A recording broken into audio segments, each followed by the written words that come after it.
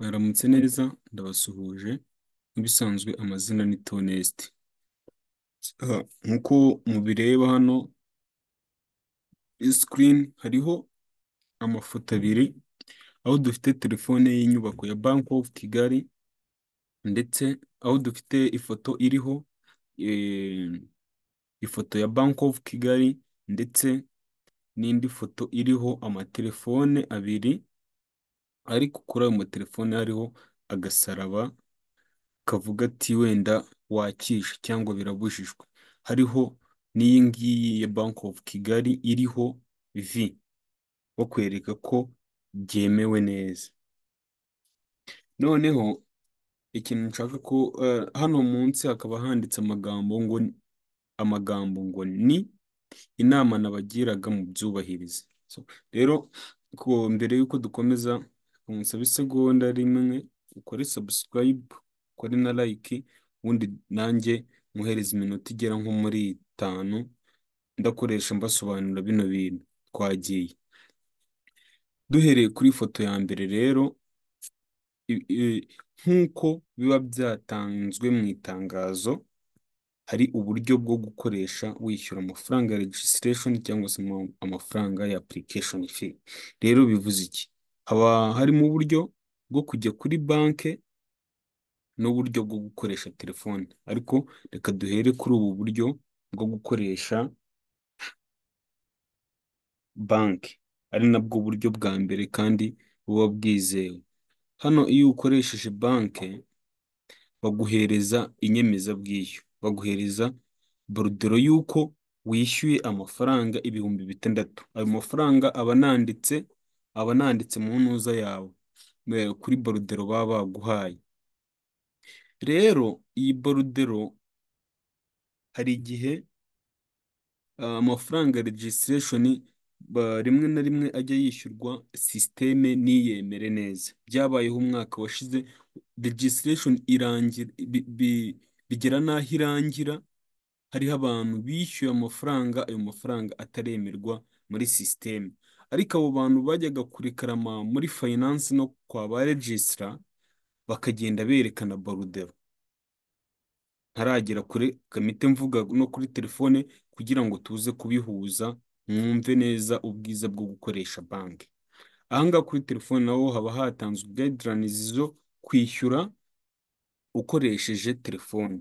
Nabyo hari abishyura bigakunda, ariko noneho katwibaze ngo sisiteme iramutse yanze ubwishyu bwawe, yamara kwanga ubwishyu bwawe, iriya mesaje ushobora kuba wayibika, sisiteme ikanga ubwishyu bwawe, mu kanya telefone yawe ikagira ikibazo, ukaba wayifamata, za mesaje zikagenda. Sisiteme iramutse ijemo ikibazo, ni iki wakwerekana ko wishyuye ayo mafaranga? Aho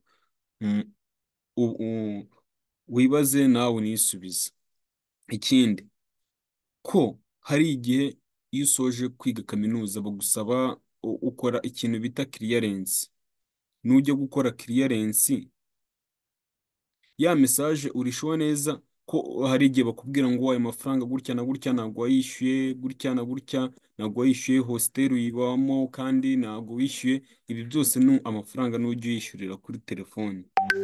Urishuwa neza ko uzajya kurangiza imyaka 4, ku baziga imyaka 4 cyangwa se nk'aba medicine baziga 5 hafi 6, urishuwa neza ko iyo mesaje uzaba ukiyifite. Ubwo noneho reka dukombayininge aya mafoto dufate umwanzuro. Iyo ukoresheje banki baguhereza inyemezabwishyu ushobora kujyana ahantu ukayibika neza, cyangwa ukaba wanayifotora ukayibika kuri email yawe.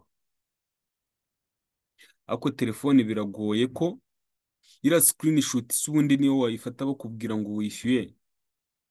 Iriya screenshot ntabwo yizewe neza, ntabwo yizewe neza. Gusa amafaranga muri sisiteme bigaragara ko amafaranga yagiyemo, ariko ntabwo wavuga ngo njyanye screenshot muri finance cyangwa kwa registra ngo umwereke screenshot ngo kera ngo nkiga mu wa mbere ngo nigeze kwishyura. No, jya kuri banki baguhereze borudero kugira ngo ibintu byawe bizagende neza.